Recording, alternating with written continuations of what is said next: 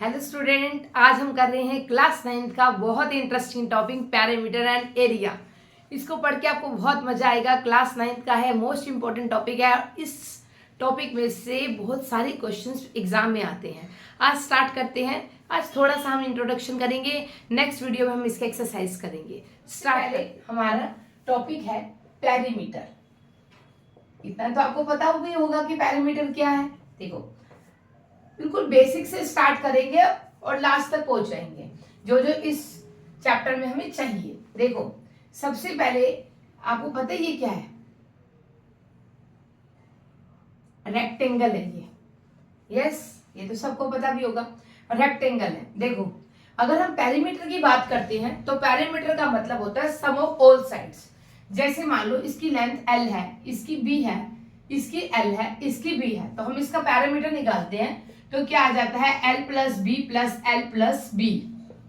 Clear? तो यहां आ गया 2L प्लस 2B, तो 2 कॉमन ले लिया, हमारे पास आ गया लेंथ प्लस ब्रेथ। क्लियर? ये तो सबको पता भी होगा कि पैरामीटर ऑफ रेक्टेंगल का फॉर्मूला होता है 2 into length plus breadth. Actually मैं सारा रिमाइंड करके बेस पे आऊंगी। देखो, जब मैं एरिया की बात करूं इसकी, तो हमें एरिया में क्या करना होता है? मल्टीप्लाई। मतलब पैरामीटर का मतलब होता है सारी साइड्स को प्लस करना और एरिया का मतलब होता है लेंथ मल्टीप्लाई ब्रेथ। क्लियर?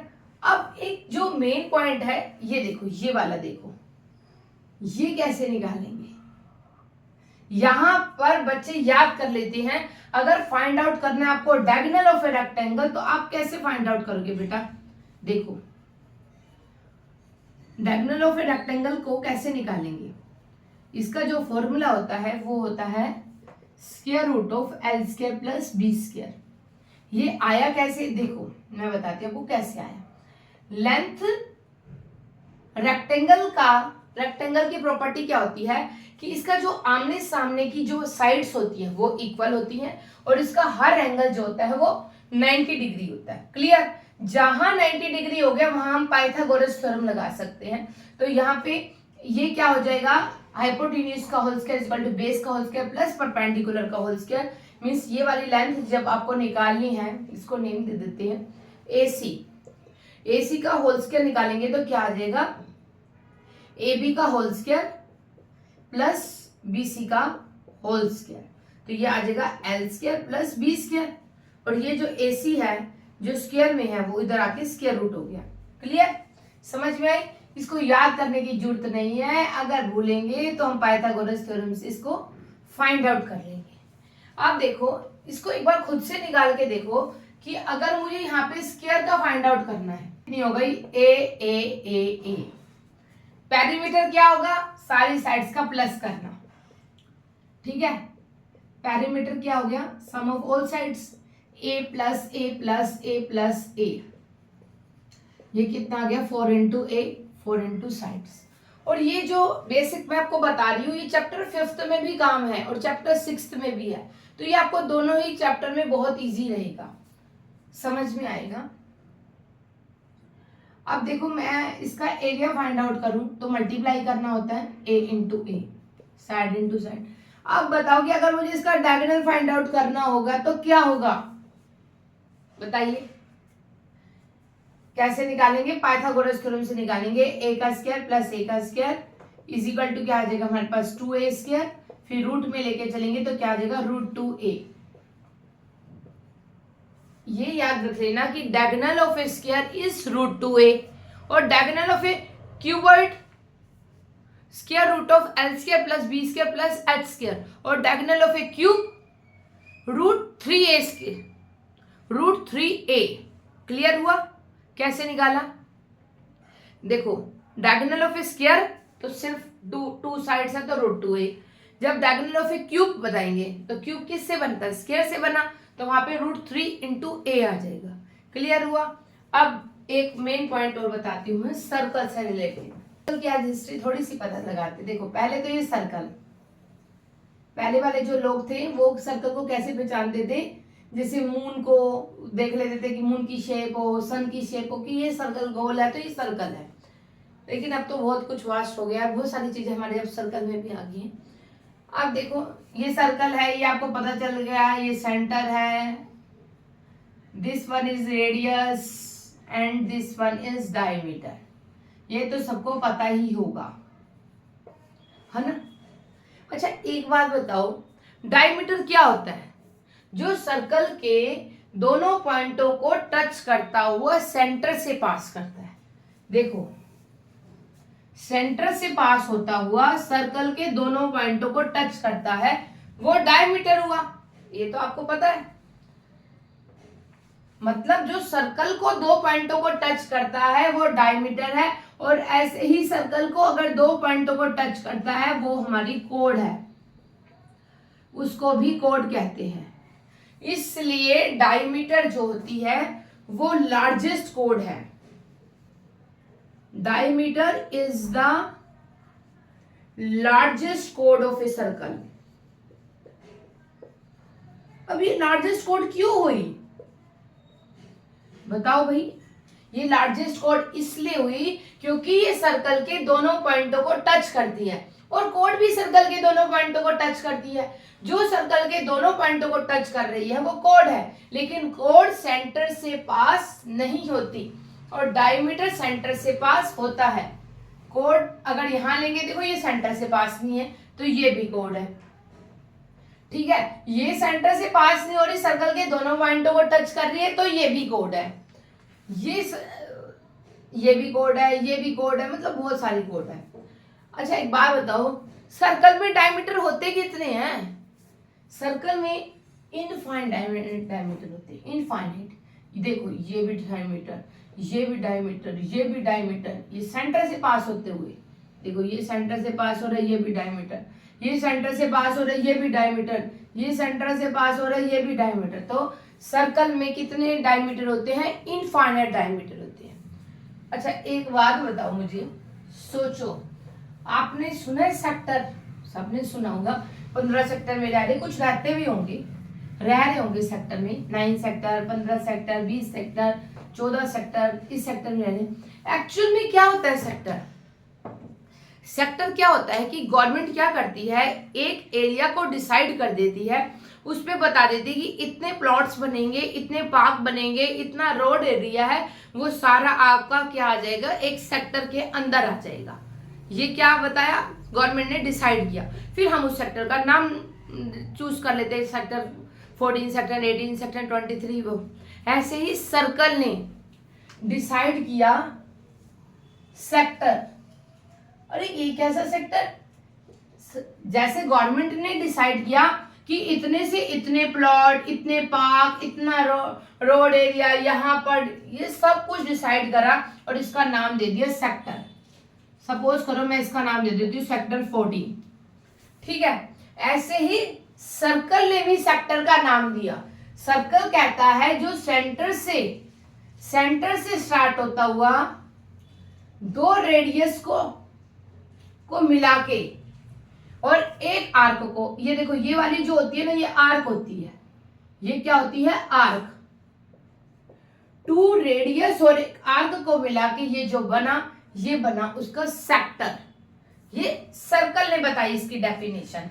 ये क्या हुई बेटा? आर्क। आर्क हुई ना, इस आर्क को मिला के बना हमारे पास पूरा सरकमफ्रेंस, ठीक है। अब मैं इसका फॉर्मूला भी समझाऊंगी, याद कुछ नहीं करना। देखो क्लियर हुआ? अब आर्क जो हुई ये बनी हमारे पास आर्क। अब देखो एक ये और एक ये, इन दोनों को मिला दिया। मैथ में देखो जहां पर ये दो लाइन मिलती हैं वहां पर क्या बनता है? कोई ना कोई एंगल बनता है। तो ये क्या हो गया हमारे पास? एक एंगल हो गया। अब देखो उस एंगल का नाम अगर नहीं दे रखा, उस एंगल का नाम अगर नहीं दे रखा तो हम उसका नाम चूज कर लेंगे। जैसे जीरो बना के ये बना रहे हैं ना, ऐसे बना दो बेशक, इसको कहेंगे हम थीटा। कि अगर एंगल का नाम दे रखा है 60 डिग्री, 30 डिग्री, 120 डिग्री तो ठीक है। अगर एंगल का नाम नहीं दे रखा तो हम उसको बना देंगे, एंगल का नाम दे देंगे थीटा। ये क्या है हमारे पास? थीटा। अब समझ में आया कि ये क्या बना दिया उसने? ही सेक्टर। अब ये सेक्टर क्या है? ये देखो आपने सुना है मेजर ऑपरेशन है उसका, इट मीन्स बड़ा ऑपरेशन है उसका। मेजर मेजर मीन्स बड़ा और माइनर मीन्स छोटा। तो ये छोटा सा सेक्टर है भाई, देखो दो रेडियस और एक आर्क को मिलाया छोटा सेक्टर बना, तो ये क्या बना हमारे पास, माइनर सेक्टर बना। और ये इतना बड़ा जो सेक्टर है इसको दे दिया हमने मेजर सेक्टर का नाम। इतना क्लियर हुआ। अब इसका हम फॉर्मूला कैसे करें, क्योंकि याद नहीं करना, समझ के करते हैं। अच्छा देखो, जैसे ही हमारे पास सेक्टर की बात आई, मैं आपको एरिया ऑफ सेक्टर का फॉर्मूला आप खुद से बना पाओगे। देखो कैसे बनाते हैं। इसमें यूज क्या हुआ बेटा, थीटा यूज हुआ। तो सबसे पहले हम थीटा लिख देते हैं, क्योंकि थीटा तो आ रहा है सेक्टर में। और ये थीटा बना किससे, इस पूरे को यूज करके बना। और ये पूरा जो सर्कल का एंगल होता है वो क्या होता है, 360 डिग्री। तो यहाँ पे आ गया थीटा बाय 360 डिग्री। ठीक है। अब देखो ये इसके अंदर यूज हुआ। जब हम बाहर की बात करते हैं तो हम पैरामीटर की बात करते हैं, सर्कल में हम सरकमफ्रेंस की बात करते हैं। और जब हम अंदर की बात करते हैं उसकी, तो हम एरिया की बात करते हैं। तो अंदर का यूज हुआ। और एरिया ऑफ सर्कल आपको पता ही है क्या होता है, पाई आर स्क्वायर। तो इसके साथ हमने मल्टीप्लाई कर दी पाई आर स्क्वायर। क्लियर हुआ, फॉर्मूला समझ में आया आपको। और देखो आप खुद से बता पाइए फॉर्मूला कैसे। Area of sector is equal to theta by 360 multiply pi R square. Clear. चलो अब आपको पता है area of circle pi R square. Circumference भी पता होगा। सरकमफ्रेंस ऑफ ए सर्कल क्या होती है बेटा, 2 पाई आर, है ना। अब पता चल गया कि इसका एरिया क्या है। अगर हमें इस आर्क को फाइंड आउट करना है बेटा, खाली इस आर्क को, लेंथ ऑफ आर्क को फाइंड आउट करना है। एंगल तो इसमें भी यूज हुआ ना, क्या यूज हुआ बेटा, एंगल थीटा यूज हुआ। अब वही 360 यूज हुआ। जो आर्क बनी वो आर्क किसको लेके बनी, पूरे सर्कल को लेके बनी, मींस सर्कमफ्रेंस को लेके यूज हुआ। तो ये क्या आ गया, 2 पाई आर।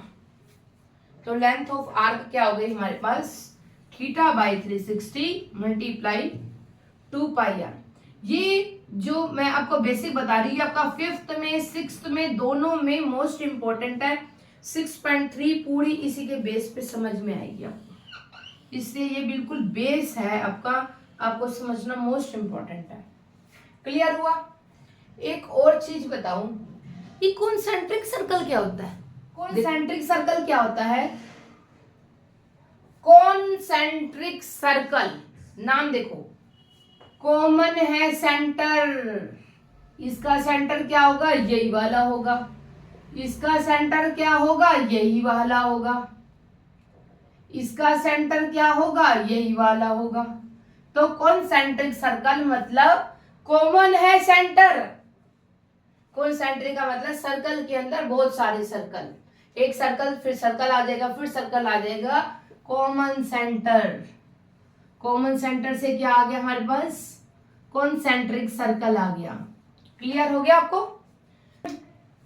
ये देखो, ये सर्कल लिया हमने, इस सर्कल में ये ड्रॉ कर दी हमने कोड। अब तो पता चल गया कोड, सर्कल के दोनों पॉइंटों को टच करती है कोड, जो सेंटर से पास नहीं होती, सेंटर से पास होने वाला डायमीटर है। ठीक है, कोड होगी। आप देखो, ये देखो, ये पूरा एरिया, ये क्या है बेटा, आर्क,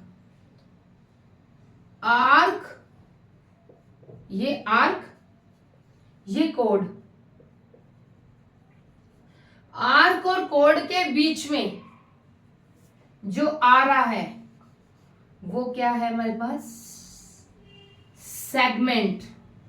क्या है ये पूरा पोर्शन, सेगमेंट। अब ये छोटी सेगमेंट है तो ये माइनर हो गई, छोटा माइनर हो गया ना, बड़ा मेजर, तो ये क्या हो गया हमारे पास, मेजर सेगमेंट हो गया।